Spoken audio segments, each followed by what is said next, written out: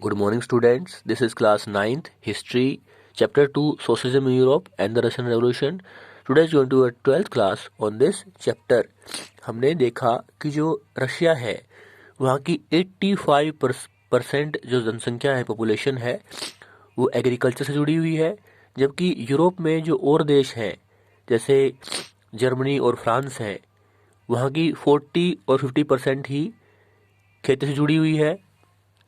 Russia Europe के और देशों से इसलिए भी अलग है कि वहाँ किसान अपनी ज़मीन को इकट्ठा कर लेते हैं, जिसे कम्यून कहा जाता है या मीर कहा जाता है, और वो एक सेल्फ गवर्निंग कम्युनिटी होती है और वो ज़मीन को इकट्ठा करके साझी खेती करते हैं और उत्पादन को बांट लेते हैं आवश्यकता के अनुसार, और इसीलिए इन्हें नेचुरल सोशलिस्ट भी कहा गया है। लेकिन 1918 से 1920 के बीच रशिया में सिविल वॉर होती है, गृह युद्ध होता है, लेकिन ज़मीन और इंडस्ट्री और बैंक फिर भी जो सरकार है, जो सोशलिस्ट गवर्नमेंट है रशिया की, उसके अधीन ही रहते हैं।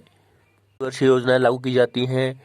और फिर क्या होता है कि लेनिन की डेथ के बाद Stalin the Russian communist party, जो बोल्शेविक के द्वारा बनाई गई थी, उसका नेता बनता है। वो देखता है कि सोवियत रशिया के जो कस्बे हैं वहाँ पर अनाज की कमी हो रही है, तो वो कहता है कि जो किसान हैं, जो बड़े किसान हैं, जो संपन्न किसान हैं, वो जो अनाज है उसको स्टोर कर रहे हैं, दाम बढ़ने पर उसे बेच सकें और आमदनी बढ़ा सकें।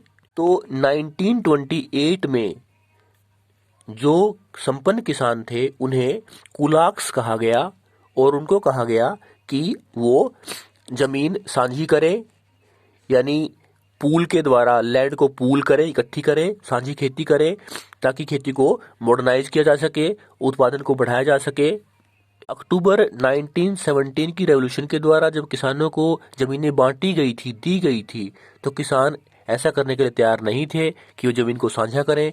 वो कहते थे कि वो संपन्न नहीं है और वो सोशलिज्म के खिलाफ भी नहीं है, लेकिन वो स्वतंत्र खेती करना चाहते हैं। लेकिन जब 1929 में स्टालिन ने कोलेक्टिवाइजेशन यानी सामूहिकीकरण की जो पॉलिसी अपनाई, खेतों को इकट्ठा किया गया, तो बहुत सारे किसानों का जो पशुधन था, जो लाइव स्टॉक था, वो उसका जो तीसरा हिस्सा था वो कम हो जाता है। इंडिपेंडेंट खेती करने करने दिया गया। उनसे सरकार की जो पॉलिसी थी वो अच्छी नहीं थी, निकाला दे दिया गया। जब कोलेक्टिवाइजेशन यानी सामूहिकीकरण, खेतों को इकट्ठा करके मॉडर्नाइज करके उत्पादन को बढ़ाने का जो पॉलिसी थी, उससे भी अनाज में उत्पादन ज़्यादा नहीं हुआ अचानक। तो 1930 और 1933 के बीच में सोवियत रशिया में अकाल पड़ता है और 4 मिलियन लोग मर जाते हैं। लोग में भी उत्पादन ज़्यादा न होने की वजह से लोग द रशियन कम्युनिस्ट पार्टी, जो बोल्शेविक की थी, उसकी आलोचना करते हैं, और जो उसकी प्लान इकोनॉमी थी, 5 ईयर प्लान की इकोनॉमी थी, उसकी आलोचना करते हैं। एक्टिवाइजेशन का प्रोग्राम था, उसकी आलोचना करते हैं। के बदले में रशिया की कम्युनिस्ट गवर्नमेंट लोगों को गिरफ्तार करती है, जेल में डालती है, उनको यातनाएं देती है। वो लोग भी होते हैं जो टैलेंटेड प्रोफेशनल होते हैं, उनसे झूठे कन्फेशन करवाए जाते हैं कि उन्होंने कोई गलती की है। तो यूरोप के और देशों में जो सोशलिस्ट पार्टी थी, वो बोल्शेविक पार्टी यानी रशियन कम्युनिस्ट पार्टी से प्रभावित होते हैं। के लिए ग्रेट ब्रिटेन में the communist party of great Britain बनती है।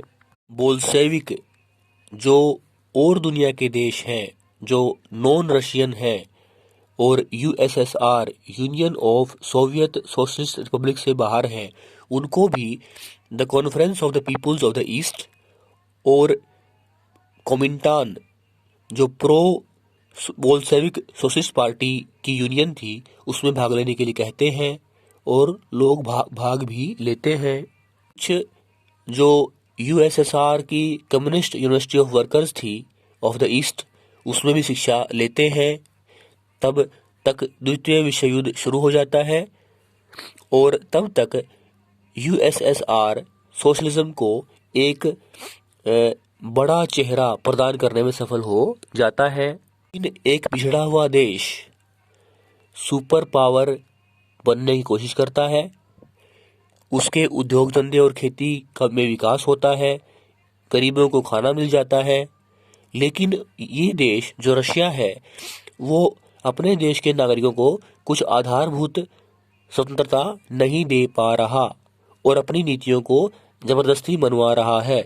इन कारणों से 20वीं शताब्दी के अंत तक देखते हैं कि USSR union of Soviet socialist Republic की जो अंतर्राष्ट्रीय गरिमा है उसको ठेस पहुंचती है। हालांकि सोशलिस्ट आइडियल समाजवादी विचारों को लोगों तक अब भी पहुंचाया जाता है, उनका आदर किया जाता है।